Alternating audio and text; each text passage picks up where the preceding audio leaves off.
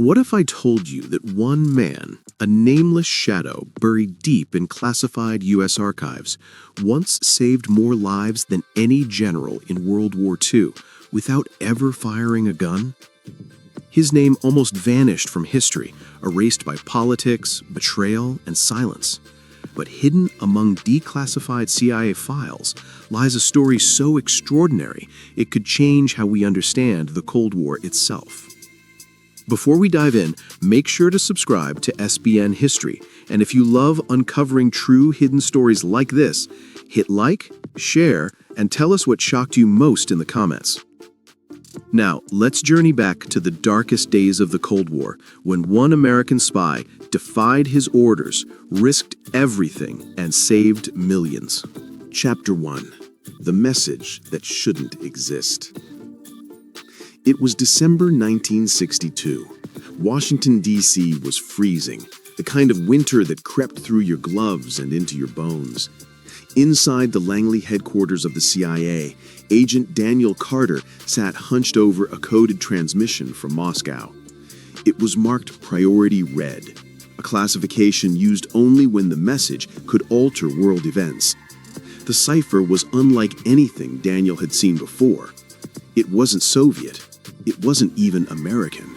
It was hybrid, half in a NATO encryption pattern, half in something experimental. It took him 6 hours to crack, and when he did, his heart nearly stopped.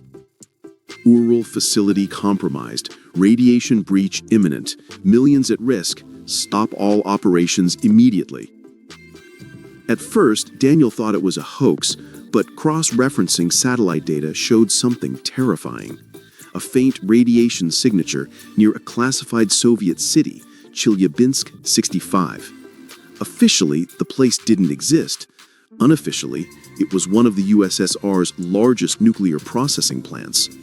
If the signal was real, the world was hours away from a disaster worse than Chernobyl, decades before Chernobyl even happened. Chapter 2. The Ghost Inside the Kremlin. Daniel had been in the CIA for 8 years. He wasn't the type who liked fame or medals. In the hallways, they called him the Ghost because he spoke little, moved quietly, and saw what others missed.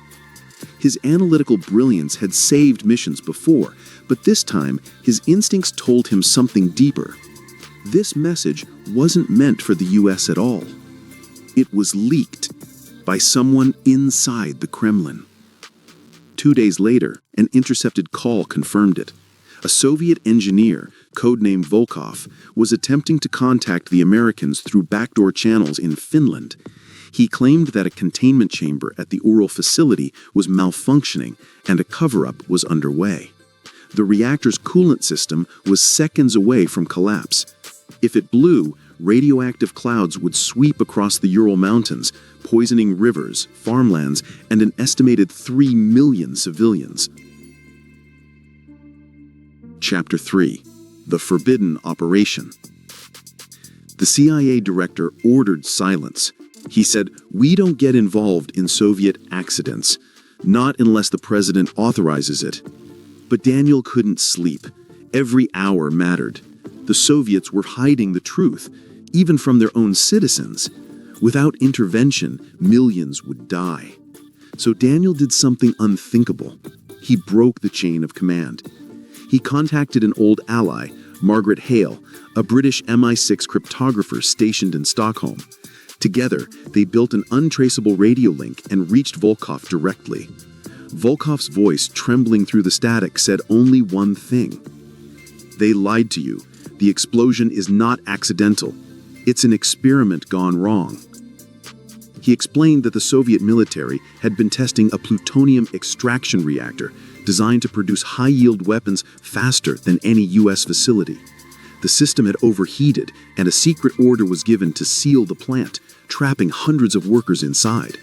Volkov wanted to send the warning out before the entire region turned into a ghost land. Chapter 4. The countdown begins. Daniel faced a moral dilemma. Interfering meant treason. Disobeying orders could end his career, or worse. But doing nothing would make him complicit in one of the greatest silent genocides in modern history. He made a decision that night. He would save them. At 2:17 a.m., Daniel initiated Operation Silent Dawn, an unsanctioned rescue protocol known only to a handful of Cold War analysts. Through NATO allies in Norway, he arranged for a covert weather satellite to redirect its orbital camera towards Chelyabinsk 65. The images confirmed his worst fear. The reactor's outer walls were cracking, glowing faintly under thermal vision. He sent the photos to Volkov. Minutes later, Volkov radioed back, "You have less than 36 hours." Chapter 5.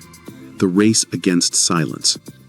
Using back channels through the Swedish Defense Ministry, Daniel smuggled the data to the World Health Organization under the guise of meteorological research. If the world saw the radiation leak first, the Soviets couldn't cover it up. But the KGB was already hunting the mole. Volkov's name appeared on an internal suspect list. His wife and son disappeared overnight. Daniel received one last encrypted note from him. "Save the children. The river will carry death." Then silence. For the next 2 days, Daniel watched helplessly as the Soviet news agencies denied everything. But then, an unexpected turn. Scandinavian fishermen reported dead fish washing ashore in the Barents Sea, glowing faintly in the dark. Western media picked up the story, forcing the Soviet Health Ministry to act. Volkov's sacrifice had worked. The Kremlin was cornered. By international pressure, they evacuated the nearby towns, saving over 2 million people from lethal radiation exposure. Volkov was never seen again. Chapter 6. Erased from history. The U.S. government never acknowledged Daniel's involvement. His operation violated 6 international protocols. His reports were sealed under the National Security Act of 1947. In 1973, he quietly retired, living under a pseudonym in rural Maine. His name would have vanished forever, if not for one small detail. In 1994, a declassified memo surfaced from the CIA archives, stamped Project Silent Dawn. It contained a single handwritten line: Agent D. Carter, unauthorized action, millions saved. That was it. No medals, no recognition, just a ghost note in history. But the truth couldn't stay buried forever, because what Daniel discovered next, 10 years later, would rewrite everything we thought we knew about nuclear power, espionage, and human conscience. Chapter 7. The Death of a Ghost. March 1983. The coast of Maine was quiet that morning when Daniel Carter's old farmhouse caught fire. Locals said it was an accident, a faulty gas line. But the fire chief reported something strange. Every document in his study was gone before the fire even started. Within hours, 2 black sedans were seen leaving the town. No one asked questions. The Cold War was still alive, and secrets burned faster than flames. At his funeral, only 3 people attended: his neighbor, a local pastor, and a woman in her 70s who left a single white rose on his coffin. She was Margaret Hale, his old MI6 contact. When she walked away, she whispered, "You deserved better, Danny." What she didn't know was that Daniel had left behind one final message, a small lockbox buried beneath the floorboards of his study. Inside was a single tape reel labeled, "For When Truth Matters Again." Chapter 8. The Forgotten Tape. Fast forward to 1995. The Cold War had ended, the Soviet Union was gone, and young historian Dr. Emily Rhodes at Georgetown University was working on a research project about Cold War misinformation. While studying declassified CIA material, she stumbled upon something odd. One reference to Project Silent Dawn and a missing microfilm request signed by D. Carter. The name didn't match any known agents. Her curiosity sparked an obsession. Emily began tracking the origin of the report, leading to an anonymous auction in Portland, Maine, where she found a box of estate relics from an unknown former intelligence officer. Inside was the tape. Chapter 9. The Voice of the Dead. The tape was fragile, but when Emily restored it, a voice emerged. Calm, tired, unmistakably American. If you're hearing this, it means I've failed to make them listen. The world was almost lost once, and it will happen again unless the truth comes out. For the next 20 minutes, Daniel described Operation Silent Dawn in chilling detail: the radiation breach, the Soviet cover-up, and the sacrifice of Volkov. He ended with a cryptic phrase: "They built another one, not in Russia, here." Emily froze. Was he suggesting the US had replicated the same dangerous reactor technology? Chapter 10: The American Reactor. Digging deeper, Emily found a 1964 Department of Energy contract labeled Project Aurora.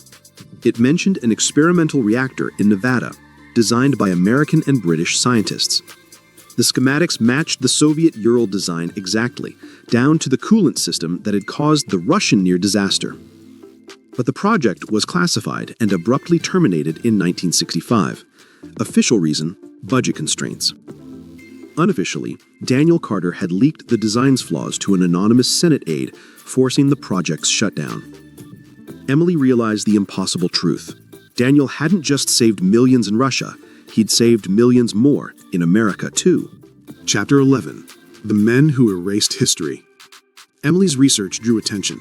Within weeks, she received an unmarked envelope with no return address. Inside were 2 photographs, one of Daniel shaking hands with a man in a Soviet uniform, and another of a file stamped "Top Secret Joint Initiative." Someone wanted her to stop digging.